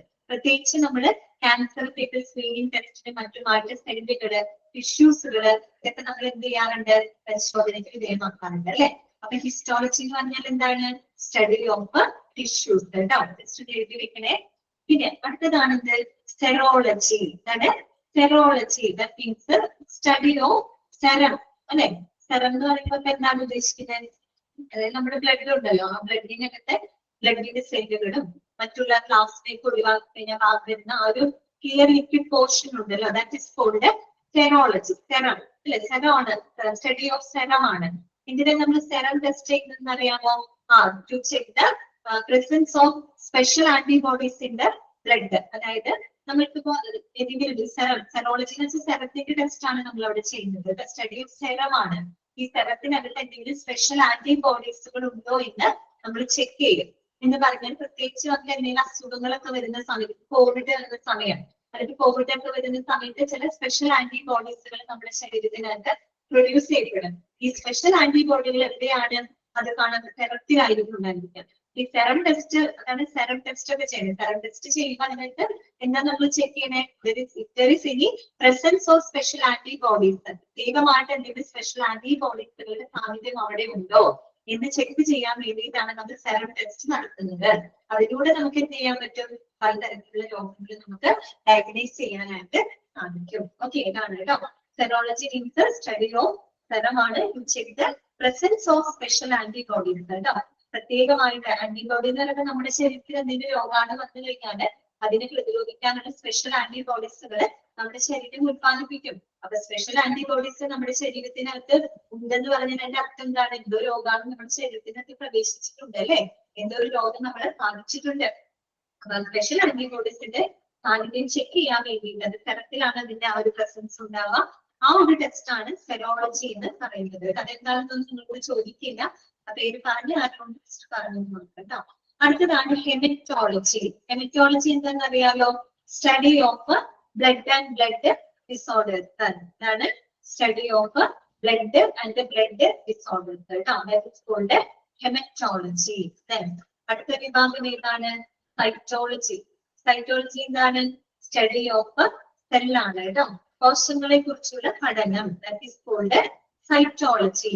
എന്നൊക്കെ പറഞ്ഞില്ലേ, ക്യാൻസറിന്റെയൊക്കെ സ്ക്രീനിങ് ടെസ്റ്റിലൊക്കെ നമ്മൾ ഈ പറയുന്ന സെല്ലുകള്, ടിഷ്യൂസുകൾ ഇതൊക്കെ നമ്മൾ ടെസ്റ്റ് നടത്താറുണ്ട് കേട്ടോ. ഈ പറയുന്ന 6 ഫീൽഡുകളുടെ ലാബ് ടെസ്റ്റുകൾ നടത്താന്നുള്ളതാണ് ഏറ്റവും പ്രധാനപ്പെട്ട ഒരു പ്രൈമറി ഫംഗ്ഷൻ ആയിട്ട് അവിടെ പറയുന്നത്. ഇങ്ങനെയുള്ള മേഖലകളിലെ ടെസ്റ്റുകൾ നടത്തിക്കൊണ്ട് മെഡിക്കൽ ഡിപ്പാർട്ട്മെന്റുകൾക്ക് ആവശ്യമായിട്ടുള്ള എല്ലാ സപ്പോർട്ടിംഗ് സർവീസുകളും കൊടുക്കുന്ന ഡിപ്പാർട്ട്മെന്റ് ആണ് എന്ത്? ലാബ് എന്ന് പറയുന്നത്, laboratory. Okay, assist the medical staff in making and confirming diagnosis in the treatment and prevention of disease. അപ്പൊ ഈ ഒരു സപ്പോർട്ടീവ് ഡിപ്പാർട്ട്മെന്റ് ആണ് അല്ലെ. ഇതിനെന്താ ചെയ്യുന്നത്? മെഡിക്കൽ സ്റ്റാഫുകൾക്ക് രോഗങ്ങൾ ഡയഗ്നൈസ് ചെയ്യാനും ട്രീറ്റ്മെന്റിനും പ്രിവെൻഷനും ഒക്കെ വേണ്ടിയിട്ട് മെഡിക്കൽ സ്റ്റാഫുകളെ സപ്പോർട്ട് ചെയ്തുകൊണ്ടാണ് അവര് സേവനങ്ങൾ പ്രൊവൈഡ് ചെയ്യുന്നത്. ഓക്കെ, ക്ലിയർ ആയോ പറഞ്ഞത്? ഓക്കെ ആണോ? Chemical laboratory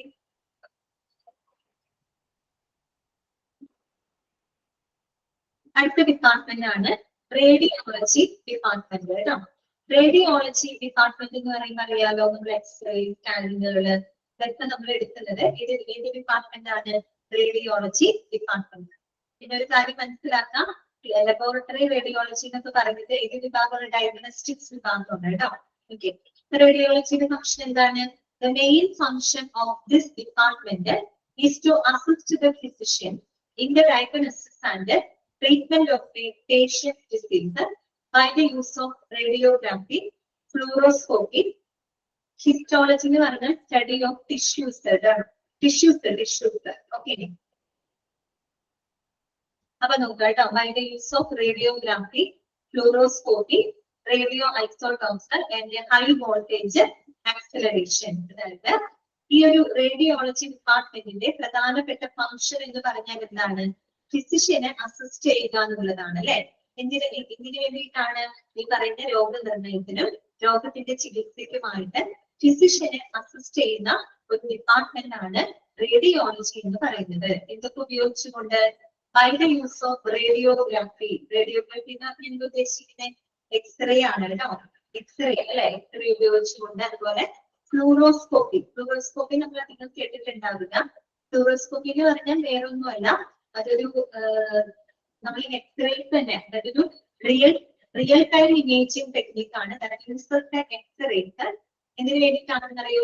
image structure of moving body structure കേട്ടോ. അതായത് ഇത്രയുള്ള സംഭവം. റേഡിയോഗ്രാഫി എന്ന് പറയുന്നത് എക്സ്റേ ആണ്, ഇതൊരു സ്റ്റിൽ ഇമേജ് ആണ് അല്ലെ. സ്റ്റിൽ ആയിട്ടുള്ള ഒരു ഇമേജ് ആണ് നമുക്ക് ലഭിക്കുന്നത്. ഫ്ലൂറോസ്കോപ്പി എന്ന് പറഞ്ഞാലും അവിടെ നമ്മൾ ഉപയോഗിക്കുന്നത് എക്സ്റേസ് തന്നെയാണ് ഉപയോഗിക്കുന്നത്. പക്ഷെ ഒരു സീരീസ് ഓഫ് എക്സ്റേസ് ഉപയോഗിച്ചുകൊണ്ട് നമ്മളൊരു വീഡിയോ പോലെ ഒരു മൂവിംഗ് ബോഡി സ്ട്രക്ചേഴ്സിന്റെ ഇമേജ് എടുക്കുന്ന ആ ഒരു ടെക്നിക്കാണ് ഫ്ലൂറോസ്കോപ്പി എന്ന് പറയുന്നത് കേട്ടോ. ഓക്കെ, മനസ്സിലാക്കണേ. ക്ലിയർ ആയോ? പറഞ്ഞ കാര്യം മനസ്സിലായോ?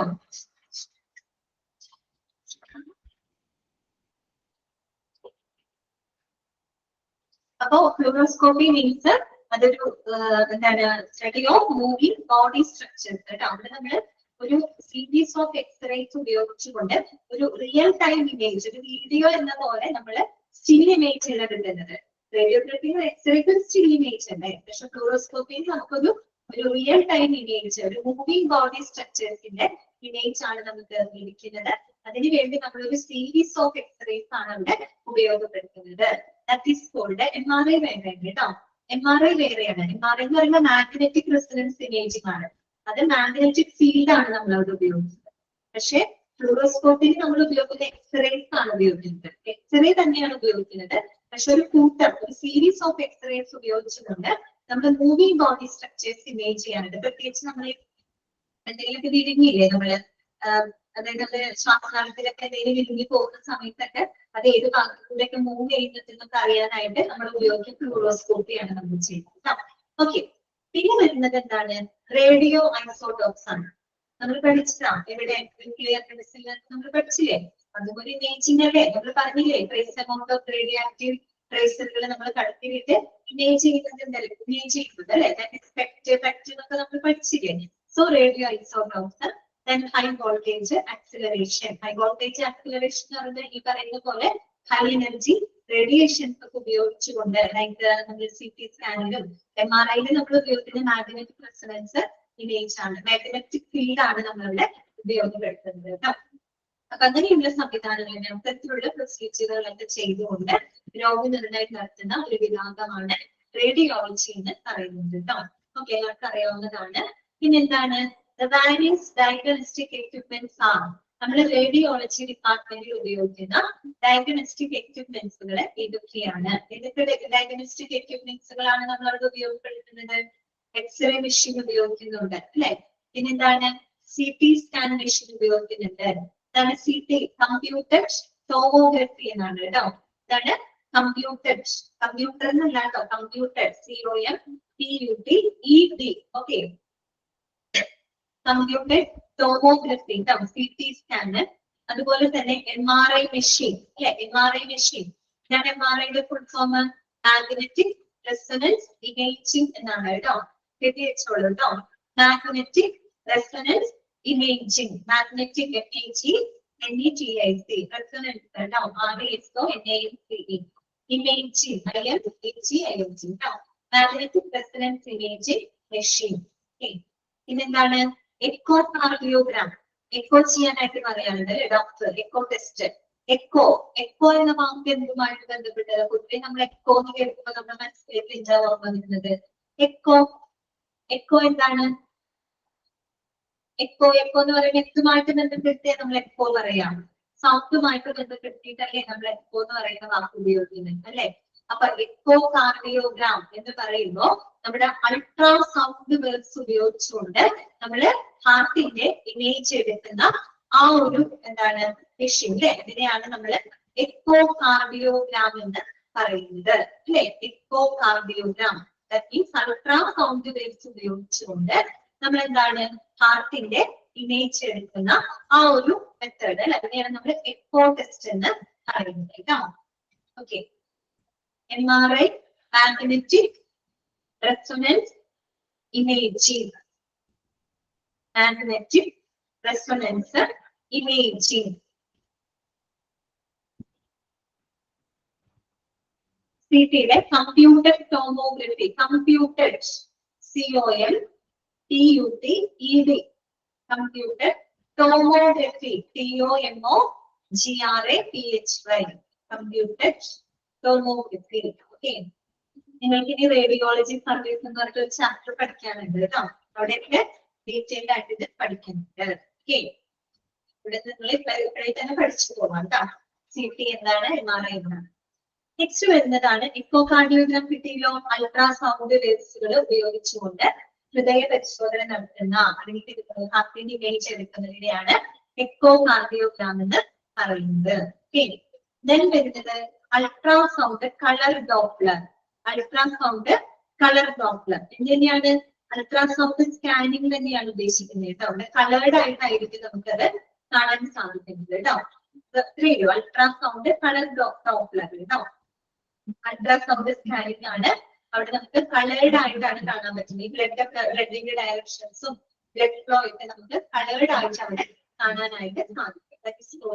Ultrasound colour Doppler. അപ്പൊ ഇങ്ങനെയുള്ള ഡയഗ്നോസ്റ്റിക് എക്യുപ്മെന്റ്സുകളൊക്കെ ഏത് വിഭാഗത്തിൽ ഉണ്ടാവും? റേഡിയോളജി വിഭാഗത്തില് ഉണ്ടാകും. ഓക്കെ, ക്ലിയർ ആയോ പറഞ്ഞത്? ഓക്കെ ആണോ?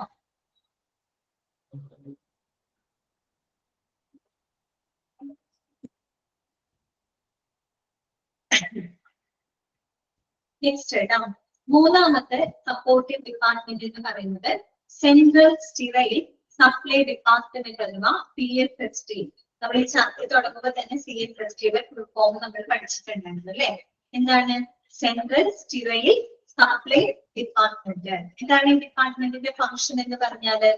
This department is in charge of keeping all the instruments used in the hospital clean and sterilised to avoid spreading of infections throughout the hospital. അല്ലെ, നമ്മുടെ ഹോസ്പിറ്റലിലുള്ള ആ ഒരു ഇൻഫെക്ഷനെ പ്രിവെന്റ് ചെയ്യാൻ വേണ്ടിയിട്ട് അല്ലെങ്കിൽ ആ സ്പ്രെഡിങ് ഓഫ് ഇൻഫെക്ഷൻ, അണുവ്യാപനം തടയുന്നതിന് വേണ്ടിയിട്ട് നമ്മൾ ഈ പറയുന്ന ഹോസ്പിറ്റലിൽ ഉപയോഗിക്കുന്ന എല്ലാ ഇൻസ്ട്രുമെന്റ്സുകളും സ്റ്റെറിലൈസ് ചെയ്ത് ഉപയോഗിക്കുന്ന അല്ലെങ്കിൽ ക്ലീൻ ചെയ്യാനായിട്ട് എന്താണ് സഹായിക്കുന്ന, അല്ലെങ്കിൽ അങ്ങനെ ഈ പറയുന്ന നമ്മൾക്കറിയാമല്ലോ, നമ്മൾ ഈ സർജിക്കൽ എക്യുപ്മെന്റ്സുകള് മറ്റുള്ള ടൂൾസുകൾ ഇൻസ്ട്രുമെന്റ്സുകളൊക്കെ സ്റ്റെറിലൈസ് ചെയ്തിട്ടാണ് നമ്മൾ ഉപയോഗിക്കുന്നത് അല്ലെ. എന്തുകൊണ്ടാണ്? To prevent the spreading of ഇൻഫെക്ഷനെ പ്രിവെന്റ് ചെയ്യാൻ വേണ്ടിയിട്ട് അല്ലെ. അപ്പൊ ഇത്തരം എക്യുപ്മെന്റ്സുകൾ അല്ലെങ്കിൽ ഇങ്ങനെയുള്ള ഇൻസ്ട്രുമെന്റ്സുകളൊക്കെ ക്ലീൻ ആക്കിയിട്ട് സ്റ്റെറിലൈസ് ചെയ്യുന്നതിന് വേണ്ടിയിട്ട്, അണുവിമുക്തമാക്കി സൂക്ഷിക്കുന്നതിന് വേണ്ടിയിട്ട് റെസ്പോൺസിബിൾ ആയിട്ടുള്ള ഡിപ്പാർട്ട്മെന്റ് ആണ് CSSD. എന്റെ പേരിൽ തന്നെ കിടക്കുന്നത് അല്ലെ, സെൻട്രൽ സ്റ്റീറൈൽ സപ്ലൈ ഡിപ്പാർട്ട്മെന്റ് അല്ലെ. സ്റ്റെറിലൈസേഷൻ നടത്താൻ വേണ്ടിയിട്ടുള്ള ഡിപ്പാർട്ട്മെന്റ് ആണ് CSSD എന്ന് പറയുന്നത്. They follow a strict procedure for sterilizing medical and surgical instruments. അതില് ഈ മെഡിക്കൽ സർജിക്കൽ ഇൻസ്ട്രുമെന്റ്സുകളൊക്കെ സ്റ്റെറിലൈസ് ചെയ്യാനായിട്ട് കൃത്യമായിട്ടുള്ള കർശനമായിട്ടുള്ള കുറെ നടപടികളാണ് അതിൽ എടുക്കുന്നത് കേട്ടോ. അതായത് പല രീതിയിലുള്ള സ്റ്റെറിലൈസേഷൻ മെത്തേഡുകളൊക്കെ അതിന് വേണ്ടിയിട്ട് അതില് ഉപയോഗിക്കുന്നുണ്ട്. അതൊക്കെ നിങ്ങൾ ഡീറ്റെയിൽഡ് ആയിട്ട് CSST ചാപ്റ്ററിൽ പഠിക്കുന്നുണ്ട് കേട്ടോ.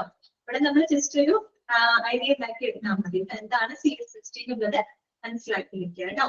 ഓക്കെ, ക്ലിയർ ആണെന്ന് വിചാരിക്കുന്നു. നാലാമത്തെ പോയിന്റ് ഇതാണ്, ഹൗസ് കീപ്പിംഗ് ഡിപ്പാർട്ട്മെന്റ് കേട്ടോ. എന്താണ് ഹൗസ് കീപ്പിംഗ് ഡിപ്പാർട്ട്മെന്റ്? എന്തായിരിക്കും ഹൗസ് കീപ്പിംഗ് ഡിപ്പാർട്ട്മെന്റ് എന്ന് പറഞ്ഞാല്? This department takes the charge of keeping the hospital clean and NEET. അതായത് നമ്മുടെ ഹോസ്പിറ്റല് വളരെ ക്ലീൻ ആയിട്ട് വളരെ നീറ്റ് ആയിട്ട് മെയിൻറ്റെയിൻ ചെയ്യുന്നതില് കീപ്പ് ചെയ്യുന്നതില് റെസ്പോൺസിബിൾ ആയിട്ടുള്ള ഡിപ്പാർട്ട്മെന്റിനെ നമുക്ക് എന്ത് പറയാം? ഹൗസ് കീപ്പിംഗ് ഡിപ്പാർട്ട്മെന്റ് അല്ലേ? പ്രത്യേകിച്ച് നമുക്കറിയാം, ഹോസ്പിറ്റലിൽ പോകുമ്പോ അവിടെ ഫ്ലോർ ക്ലീൻ ചെയ്യുന്നു, ബെഡ്ഷീറ്റുകൾ മാറ്റുന്നു, പില്ലോ കവേഴ്സ് ഒക്കെ അടക്കുന്നതും അങ്ങനെയല്ല. അവിടേക്ക് അല്ലാട്ടോ, അത് വേറെയാണ്. വേറെയാണ് ഞാൻ പറഞ്ഞത് ഹോസ്പിറ്റലിന്റെ അന്തരീക്ഷം അല്ലെ? ഹോസ്പിറ്റൽ മൊത്തം വളരെ ക്ലീൻ ആയിട്ട് നീറ്റ് ആയിട്ട് സൂക്ഷിക്കുന്നതില് റെസ്പോൺസിബിൾ ആയിട്ടുള്ള ഒരു ഡിപ്പാർട്ട്മെന്റ് ആണ് ഹൗസ് കീപ്പിംഗ് ഡിപ്പാർട്ട്മെന്റ് എന്ന് പറയുന്നത് കേട്ടോ.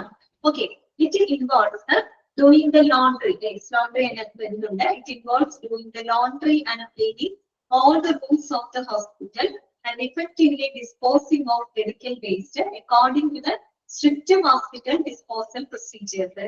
അതായത് നമ്മൾ ഹോസ്പിറ്റലിൽ ഉപയോഗിക്കുന്ന തുണിത്തരങ്ങളൊക്കെ വാഷ് ചെയ്യുക, അതുപോലെ ഹോസ്പിറ്റൽ റൂമുകൾ ക്ലീൻ ചെയ്യുക അല്ലെ? എപ്പോഴും എല്ലാ സമയം അവിടെ ക്ലീൻ ചെയ്തുകൊണ്ടിരിക്കുന്നതിനാണ് അല്ലെ? അപ്പൊ ഇതൊക്കെ ചെയ്യുന്നതിനും അതുപോലെ മെഡിക്കൽ വേസ്റ്റുകളെ വളരെ സ്ട്രിക്റ്റ് ആയിട്ട് വളരെ കൃത്യമായുള്ള ഡിസ്പോസൽ പ്രൊസീജിയറുകളിലൂടെ മെഡിക്കൽ വേസ്റ്റുകളെയൊക്കെ ഡിസ്പോസ് ചെയ്യുന്നതിലും റെസ്പോൺസിബിൾ ആയിട്ടുള്ള ഡിപ്പാർട്ട്മെന്റ് ആണ് ഹൗസ് കീപ്പിംഗ് ഡിപ്പാർട്ട്മെന്റ് എന്ന് പറയുന്നത്. ഈ മെഡിക്കൽ വേസ്റ്റുകളൊന്നും ഒരിക്കലും അലക്ഷ്യമായിട്ടങ്ങ് ഡിസ്പോസ് ചെയ്യാനായിട്ട് പാടില്ല. മെഡിക്കൽ വേസ്റ്റുകളൊക്കെ ഡിസ്പോസ് ചെയ്യുന്നതിനായിട്ട് കൃത്യമായിട്ടുള്ള ആ ഒരു എന്താ പറയാ സ്ട്രിക്റ്റ് ആയിട്ടുള്ള പ്രൊസീജിയറുകളുണ്ട്. അതിനനുസരിച്ച് കൊണ്ട് മെഡിക്കൽ വേസ്റ്റുകളൊക്കെ ഡിസ്പോസ് ചെയ്യുകയും ഹോസ്പിറ്റലിലെ എല്ലാ റൂമുകളും ക്ലീൻ ആയിട്ടും അതുപോലെ തന്നെ തുണിത്തരങ്ങളും മറ്റൊക്കെ വാഷ് ചെയ്യുന്നതിനും ഒക്കെ ശരിക്കും പറഞ്ഞൊരു ഹോസ്പിറ്റലിന്റെ അന്തരീക്ഷം ക്ലീൻ ആൻഡ് നീറ്റ് ആയിട്ട് സൂക്ഷിക്കുന്നതിന് റെസ്പോൺസിബിൾ ആയിട്ടുള്ള ഡിപ്പാർട്ട്മെന്റിനെയാണ് നമ്മൾ ഹൗസ് കീപ്പിംഗ് ഡിപ്പാർട്ട്മെന്റ് എന്ന് പറയുന്നത്. ക്ലിയർ ആയല്ലോ? അപ്പൊ നമ്മള് 4 സപ്പോർട്ടിംഗ് ഡിപ്പാർട്ട്മെന്റ്സ് ആണ് കേട്ടോ പഠിച്ചത്. ഇതൊക്കെയാണ് lab, radiology, CSST, house keeping department കേട്ടോ. നമുക്കൊരു 8 എണ്ണം കൂടെ പഠിക്കാനുണ്ട് സപ്പോർട്ടിംഗ് ഡിപ്പാർട്ട്മെന്റ്. അത് നമുക്ക് നെക്സ്റ്റ് ക്ലാസ്സിൽ പറയാം.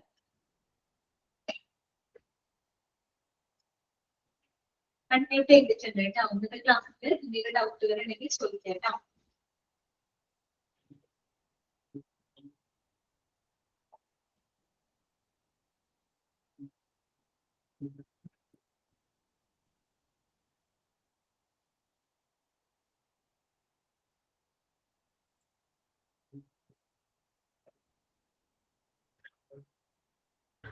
മാം CSD ഒന്നുകൂടെ പറയാമോ? ഏതാ? CSD അല്ലെ? സെൻട്രൽ സ്റ്റെറൈൽ സപ്ലൈ ഡിപ്പാർട്ട്മെന്റ് കേട്ടോ. സ്റ്റെറിലൈസ് ചെയ്യാനായിട്ട്, അതായത് ഹോസ്പിറ്റലിൽ ഉപയോഗിക്കുന്ന ഇൻസ്ട്രുമെന്റ്സുകള്, ടൂൾസുകള് ഇതെല്ലാം തന്നെ അണുവിമുക്തമാക്കാനായിട്ട് കേട്ടോ, സ്റ്റെറിലൈസ് ചെയ്യാനായിട്ട് റെസ്പോൺസിബിൾ ആയിട്ടുള്ള ഡിപ്പാർട്ട്മെന്റ് ആണ് സെൻട്രൽ സ്റ്റെറൈൽ സപ്ലൈ ഡിപ്പാർട്ട്മെന്റ് കേട്ടോ. അത്രയുള്ളൂ. നമ്മൾ ഈ സർജിക്കൽ ടൂൾസുകൾ ഒരുപാട് ഇൻസ്ട്രുമെന്റ്സുകൾ നമ്മൾ ഉപയോഗിക്കുന്നുണ്ട് ഹോസ്പിറ്റലിൽ അല്ലെ? അതൊക്കെ സ്റ്റെറിലൈസ് ചെയ്തിട്ട് വേണം ഉപയോഗിക്കാനായിട്ട്. അതിന് വേണ്ടിയിട്ട് പ്രവർത്തിക്കുന്ന ഒരു ഡിപ്പാർട്ട്മെന്റ് ആണ് CSST എന്ന് പറയുന്നത് കേട്ടോ. ഓക്കെ അല്ലേ? മനസ്സിലായല്ലോ? മനസ്സിലായി. എന്റെ ഡൗട്ട്സ് ഒന്നും ഇല്ലെങ്കിൽ നമുക്ക് ഇതിന്റെ ക്ലാസ് വൈൻഡപ്പ് ചെയ്യാം കേട്ടോ. നെക്സ്റ്റ് ക്ലാസ്സിൽ thank you. Thank you, ma'am.